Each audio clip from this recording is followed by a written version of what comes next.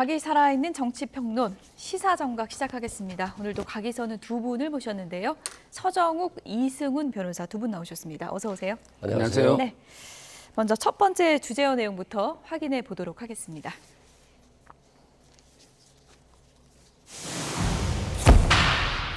여권 이탈표 10표까지도 나올 수가 있다. 김웅 의원이 이렇게 얘기를 했습니다.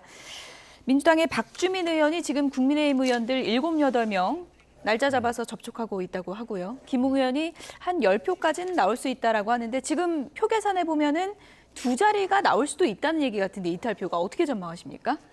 제가 알기로는 이제 그 대세에 지장 없다고 제가 들었어요.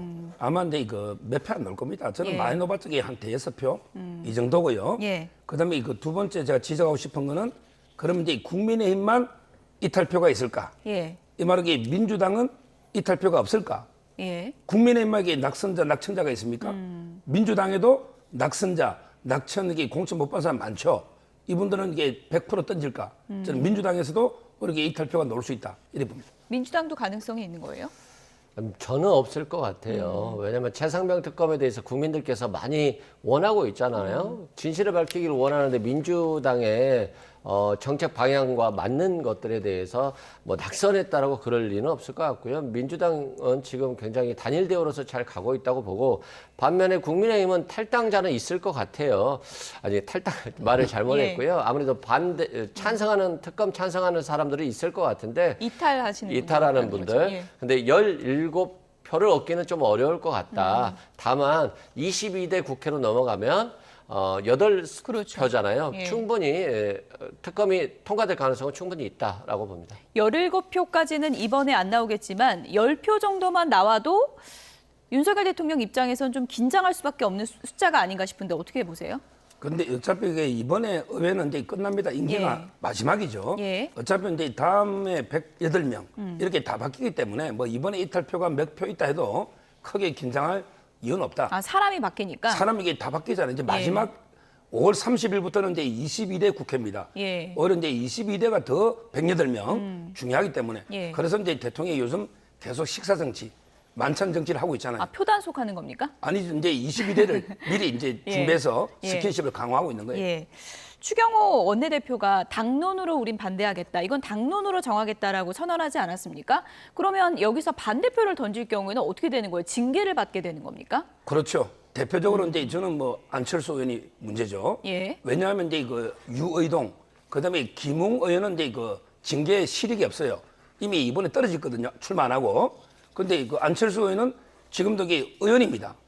제가 안철수 의원은 개인적으로 오래전부터 이게 잘 알아서 저도 이게 계속 설득 문자나 전화로 안철수 의원 이번에 당론 어기면 안 된다. 자유표에 설당이 없을 거다. 예. 그리고 이게 여론을 똑바로 해야 된다. 공수처 보고 나서 이게 하자는 여론도 많이 있다. 예. 그냥 무조건 이게 찬반 여론으로 찬성이 많다 해서 예. 여론을 잘못 읽으면 안 된다. 예, 예. 저도 설득하고 있습니다. 아, 그래요? 예. 좀 흔들리고 있나요? 아직 반응이 없네요. 저 MB 때문에 청와대 위원을 같이 했습니다. 예, 설득은 열심히 하고 계신데 반응은 없다. 예. 그렇게 정리하도록 하겠습니다.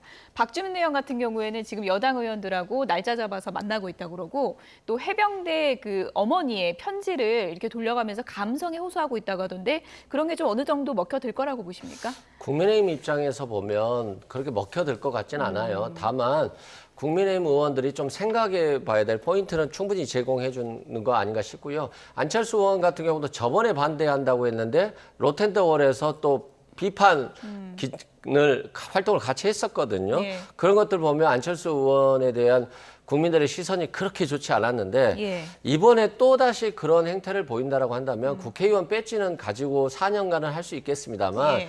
향후 뭐 본인이 대통령을 나서는 데 있어서는 엄청나게 걸림돌이 될 것이다. 당장 전당대회 나가려면 또 머릿속이 복잡할 것 같거든요. 그리고 뭐 전당대회 예. 나가서 이번에 떨어지면 예. 향후 대통령 후보로 되는 데는 더 어려움이 있지 않을까 싶어서 저는 개인적으로 안 나갈 거라고 보고요. 예.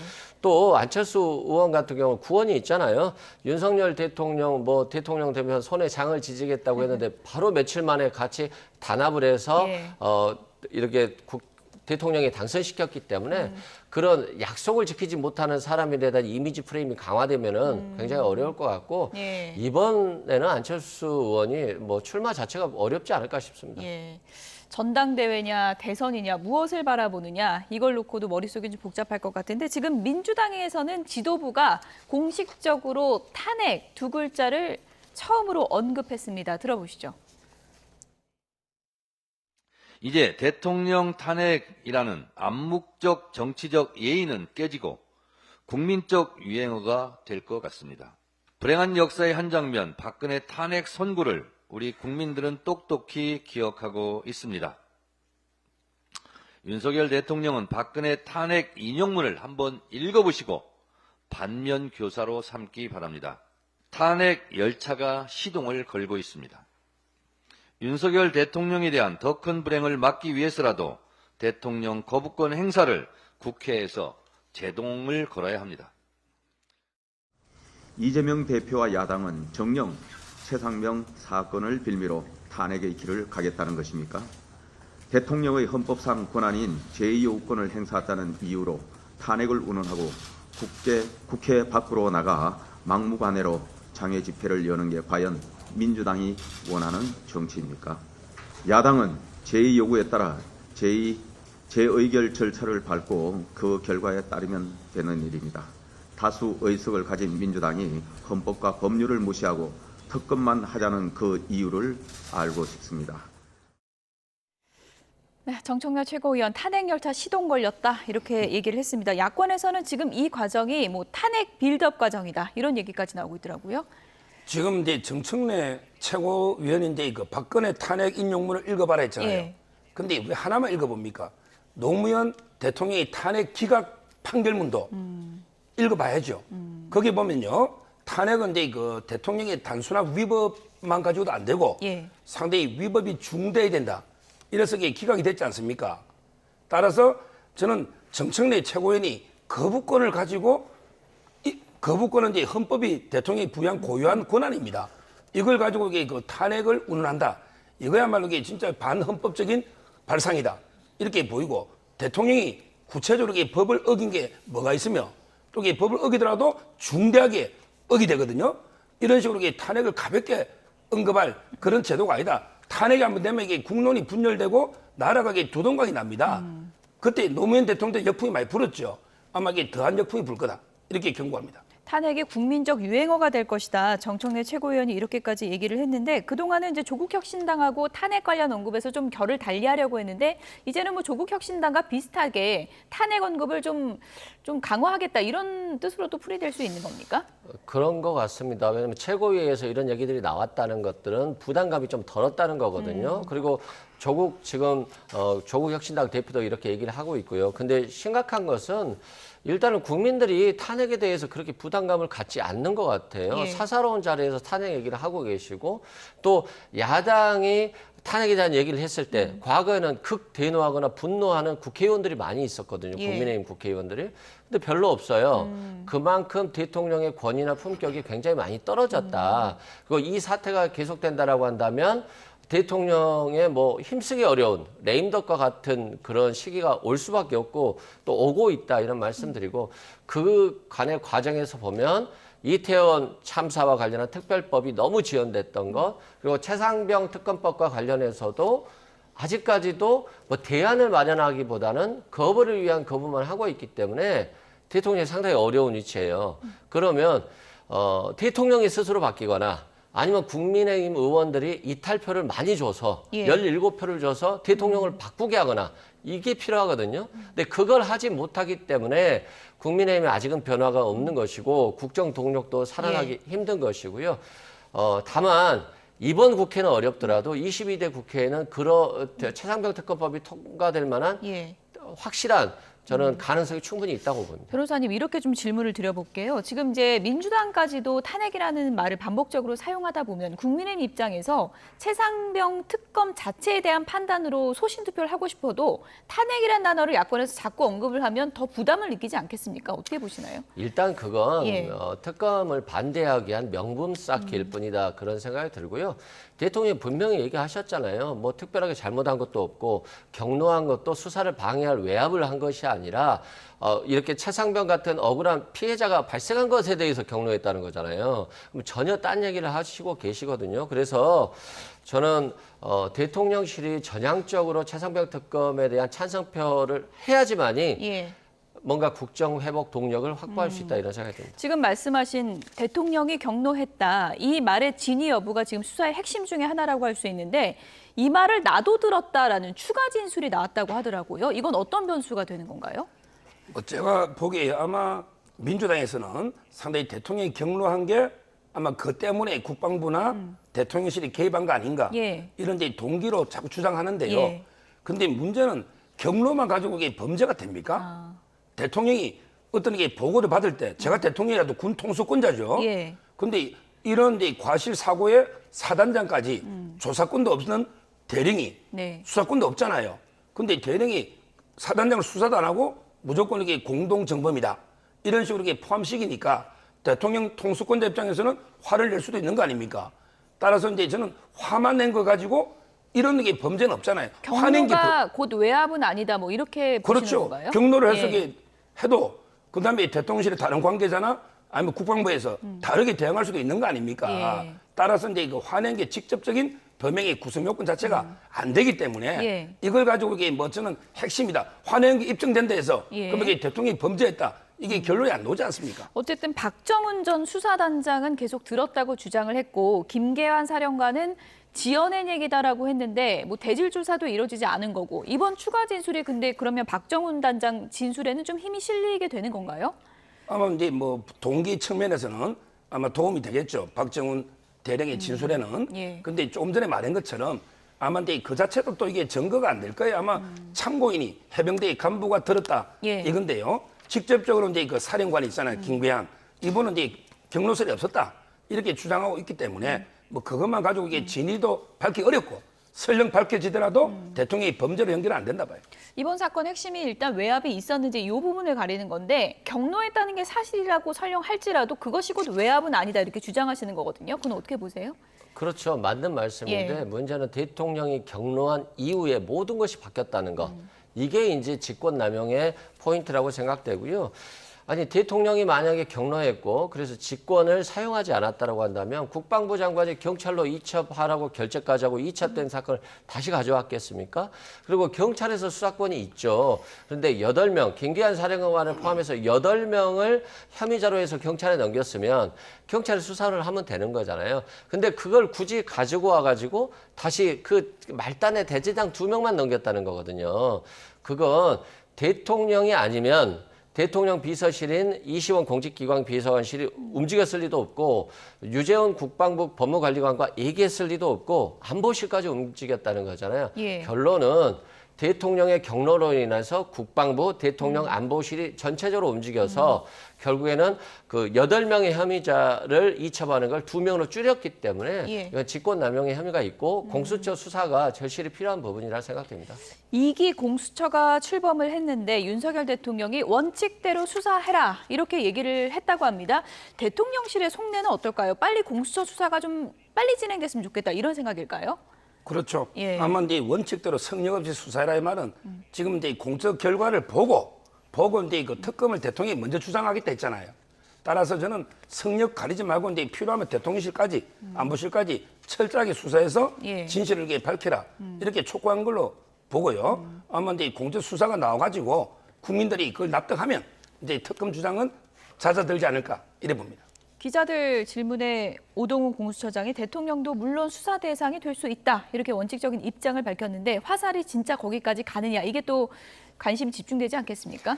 말 그대로 그냥 원칙적인 입장을 밝힌 거죠. 대통령이 원칙대로 수사하라고 했다 해서 원칙대로 수사하면 굉장히 공수처장이 어려운 위치에 있지 않겠습니까? 그렇지 않다고 하면 공수처장의 자리를 4개월이나 공석으로 비워놨을 리는 없다. 다만 수사가 본격화되면서 공수처장을 임명했다라고 하는 것들이 대통령에 대한 수사를 견제용으로, 내부 견제용으로 임명한 것이 아닌가 이런 생각이 들고요. 오동훈 공수처장은 이 공수처가 생긴 이유를 잘 알아야 돼요. 고위공직자들에 대한 수사 때 압력이 가해지고 외압이 가해지기 때문에 이를 막기 위해서 발생된 조직이에요. 그런데 대통령실에 대한 수사가 없다라고 한다면 예. 안 되겠죠. 그래서 대통령실에 대한 통신 자료 등에 대한 압수수색은 신속히 진행돼야 된다. 이렇게 생각됩니다. 네, 최상병 특검 관련해서 국민의힘에서 지금 표단속에 나선 상황인데 천하람 당선인은 이런 주장을 했습니다. 다음 주제어 보여주시죠.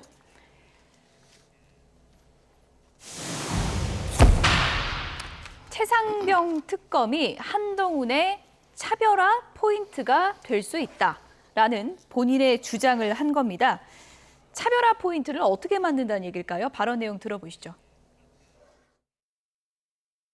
그러면 윤석열 대통령과 차별화하는 포인트를 잡아야 되는데 제가 봤을 때 가장 좋은 포인트 중에 하나가 최상병 특검입니다. 내가 진짜 공정과 상식을 회복하겠다라고 기치를 들면서 본인을 중심으로 한 10명가량의 국민의힘 의원들 저는 세력화하는 거 그렇게 어렵지 않을 거라고 생각합니다. 여기서 우리는 민심의 바다로 나아가자라고 하면서 깃발을 드는 대권 주자가 나온다면은 저는 10명 이상의 국민의힘 의원들 반드시 움직일 거라고 생각합니다. 여기서도 10명이 언급이 되는데 한동훈 전 위원장이 이건 뭐 상상력일 수 있겠습니다마는 최상병 특검 나는 찬성한다 이런 입장으로 한동훈 전 위원장이 기치를 들고 나올 수 있다 이런 얘기거든요.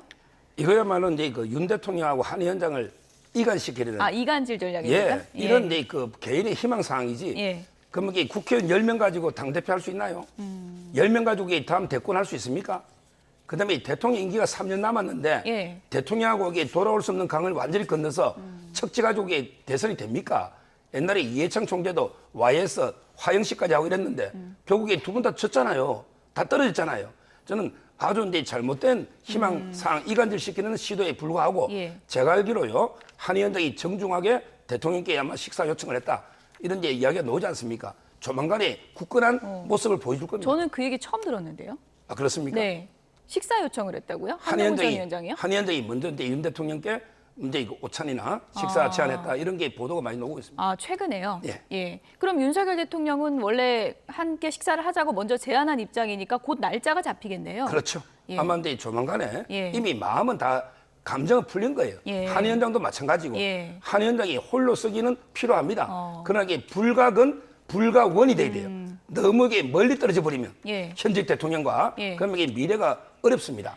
그걸 알기 때문에 아마 이게 본인도 옛날 관계를 회복하기 위해서 식사 제안한 걸로 알고 있습니다. 예.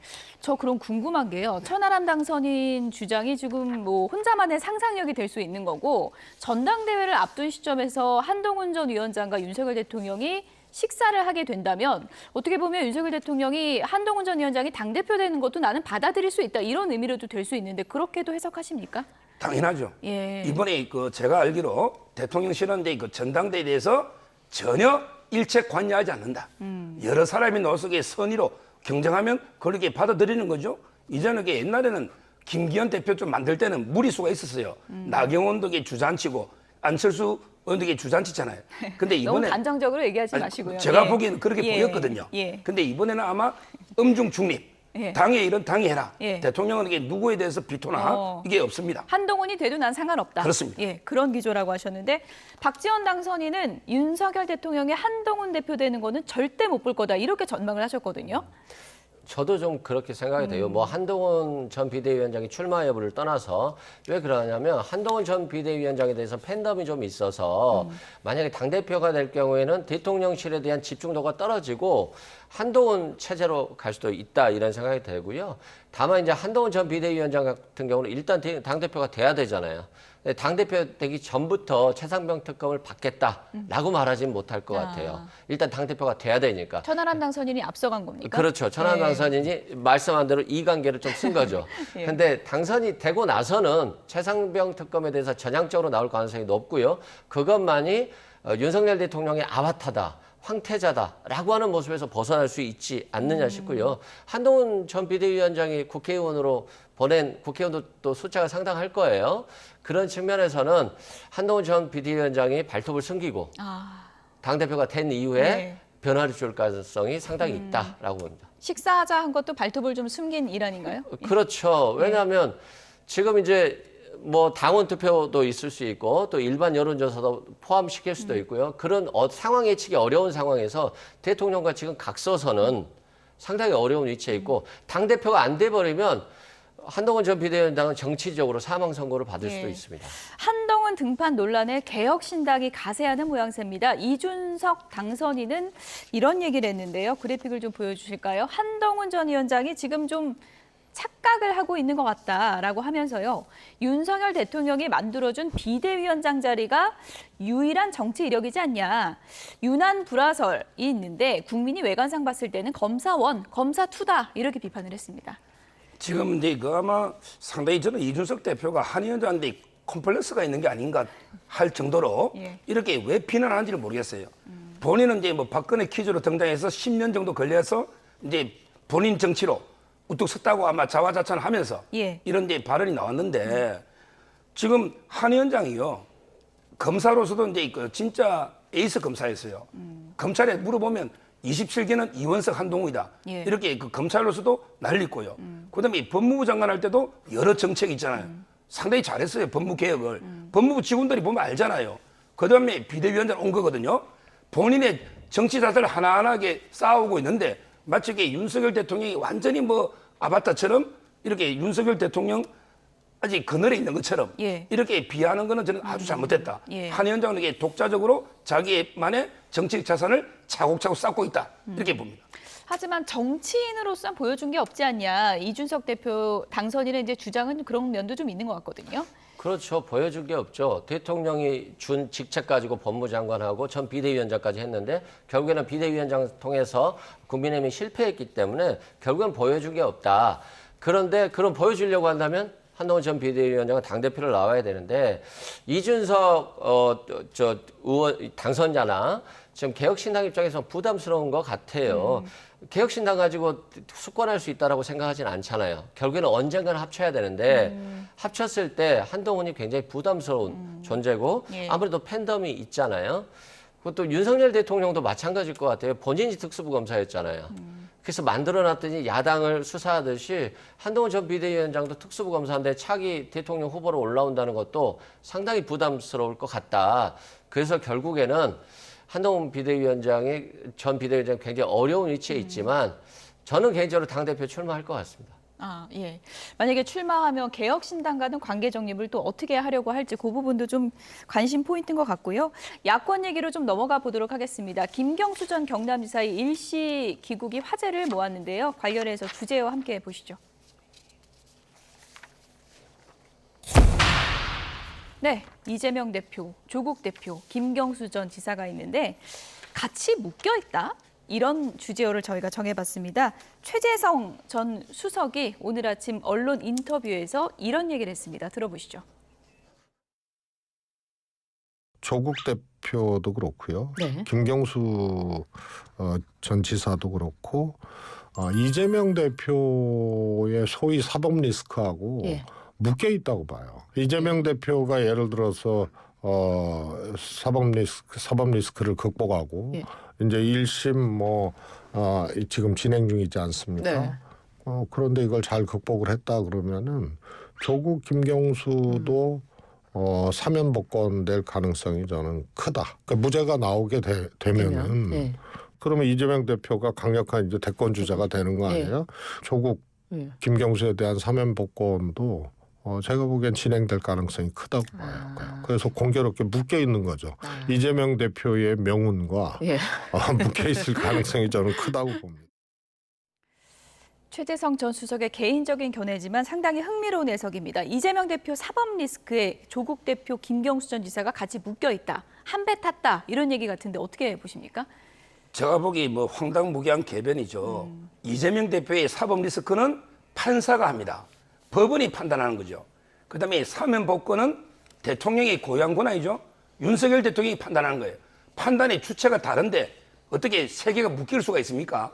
저는 말이 안 되고 이럴 수는 있지. 이재명 대표가 만약에 대통령이 되고 나서 김경수 조국 사면 이거는 모르겠지만 지금 취지는 그게 아니거든요. 아마 이게 윤 대통령이 사면 복권하고 재판하고 이게 묶여 있다 이런 취지로 지금 말하고 있잖아요. 따라서 저는 이제 그 주체가 전혀 다르고요. 제가 보기에 그 사면 복권은요. 아마 윤 대통령은 조국에 대해서는 절대 안 할 겁니다. 본인도 이게 아예 바라지도 않는다. 청하지도 않겠다 했잖아요.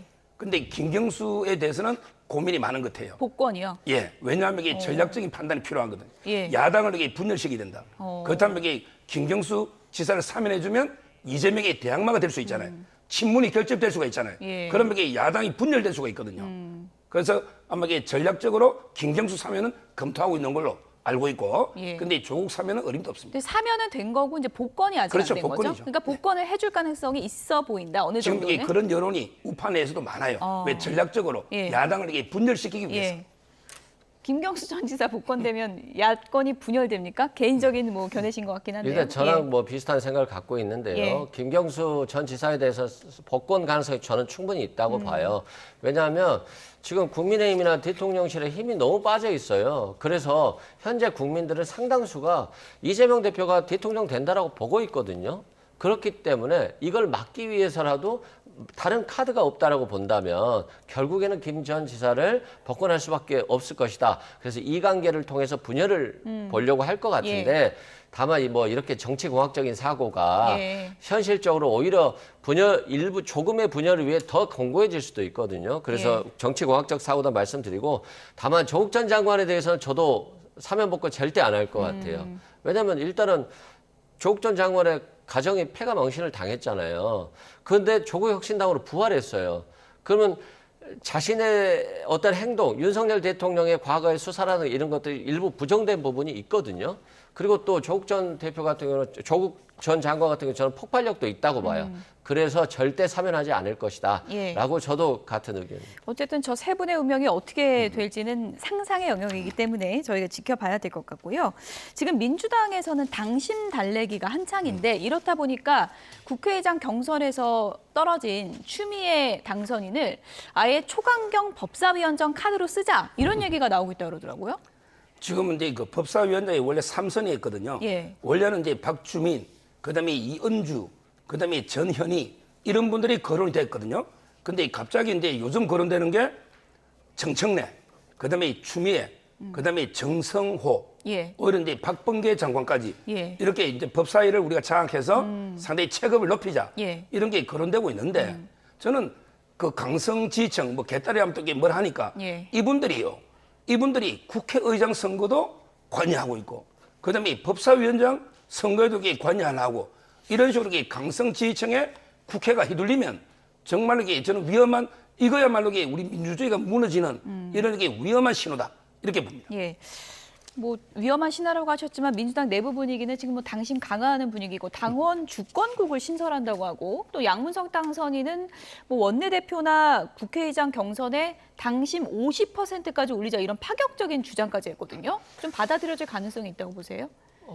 기존에는 강성 지지층에 대해서 좀 위험하다라고 하는 신호들을 많이 보냈었고 서정 변호사님 의견과 같았죠. 예. 근데 지금 총선 결과가 어떻게 됐어요? 강성 지지층의 의견대로 많이 갔거든요. 그리고 강성 지지층이 지지했던 분들이 다 국회의원에 당선됐어요. 그렇다면 이 변화라고 하는 것은 어쩔 수 없다는 측면이고요. 결국에는 강성 지지층이라든가 팬덤만을 비판할 것이 아니라 국민의힘이나 윤석열 대통령도 그런 강성 지지층과 팬덤이 있어야 돼요.